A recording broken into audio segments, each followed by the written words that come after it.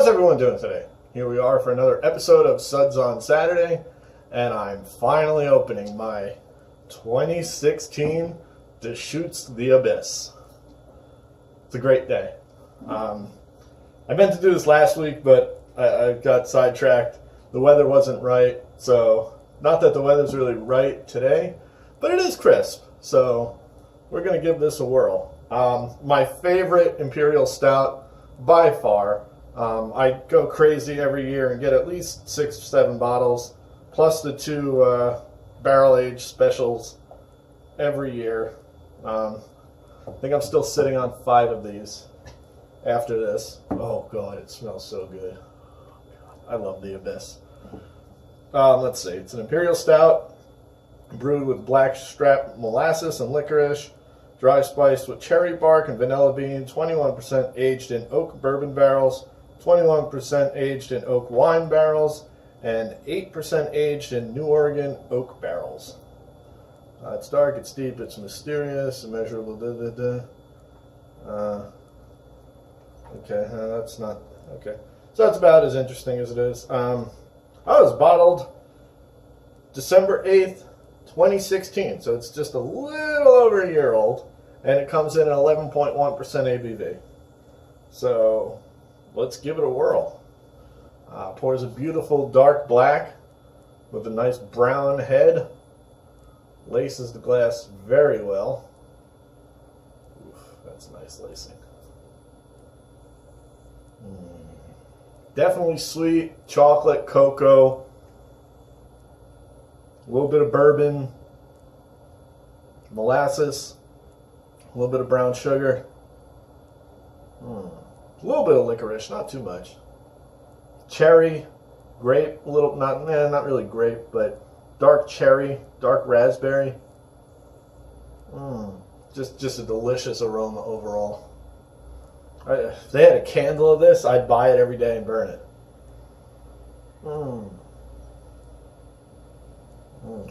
Okay, let me give it a sip there. Cheers.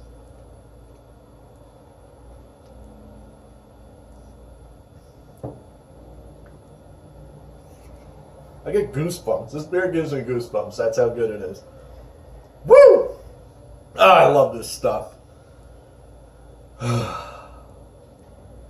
Just let me rest for a second before I say anything. Full-bodied, just pure deliciousness. Let me take another sip. I don't even want to talk about this. I just want to drink it.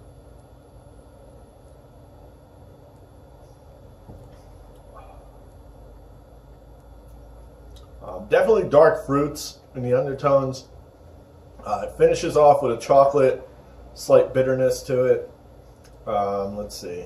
The molasses, it's sweet up front. It's sweet and fuller up front, and then it kind of dries out towards the end with a chocolate coffee, slight bitter. I'm not really grabbing the whiskey. What is it, bourbon? Yeah, bourbon barrel. Oh, the wine barrels. Yeah, like the wine characteristics come out a little more than the bourbon characteristics. You do get that darker fruit, but you get the oak. It's got a nice wood flavor to it. It's just, it's unbelievable. Really creamy. Excellent mouthfeel. I mean, just thick, like a milkshake. So good. Oh my gosh. This is, hands down, I mean, it's my favorite beer.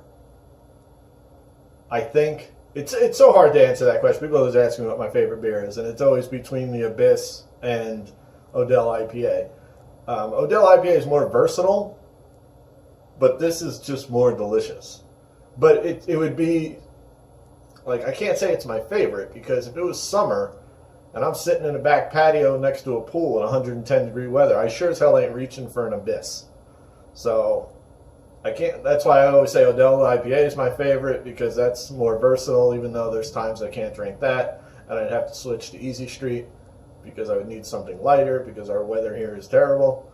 But I just love this beer. You know, I don't know. I'm like speechless over it. It's just, it's amazing. You know, I don't mind dropping the money for a couple of bottles. I mean, they're not cheap, but the barrel aged ones ain't cheap at all. But I don't mind. I mean, I spend all this money. That's the only thing I mind is I spend all this money, but then I got to sit on it for a year. That's annoying. I still have the Portland Cognac barrel aged. That's 2 years old. So whatever. It's just, it's such a great beer. It's worth every penny. I mean, I'm looking for the 2017. I haven't seen the 2017 out yet, but I did have the rum barrel aged and the tequila barrel aged. For some reason, I found the remarkably limited release in several different stores. So I think they're kind of getting a little, they're just trying, that's bullshit marketing. But, because the first year I couldn't find it here at all. I was lucky enough to find one in Portland. And then the year after that, they weren't putting it on shelves, but I knew someone, so I was able to get one. Now I walk into Whole Foods, it's right there on the shelf. They got like 20 of them, each variety. I'm like, yeah, what's so rare about this? I'm all the way down in Phoenix. This is brewed in Bend, or Portland, whichever one. I'm like, and it comes all the way down here, and they're just willing to put it on a shelf. It ain't rare. So, either way, I'm still checking out the, waiting for the 2017 actual regular Abyss to show up, of which I will, of course, buy my normal 6 bottles. Maybe more this year. I try not to go overboard, but it's moments like this that are worth it. I mean, this is just a... I mean, every sip is just so good. It's definitely a sipper. It's something you want to... It's hard, though, but it's something you want to just slowly enjoy because it's so good. Not to mention it's 11.1% ABV, so it's not something you want to chug anyway. But it's just a delicious... Oh, you know, I didn't check my hair. I wonder how it looks. Oops. So anyway, delicious beer. I can go on and on talking about how I love it so much, but it's really just perfection in a glass as far as imperial stouts go. It's got everything. It's got a little bit of bourbon, it's got a little bit of wine, and it's got nice sweetness, nice bitterness. It's well balanced, and everything comes together harmoniously in this beer. So definitely, if you could find it, stock up. And if you can't, I'm sorry. So that's all I'm going to say about this. I'm going to end this. It's going on a little long. But here's to feeling good all the time.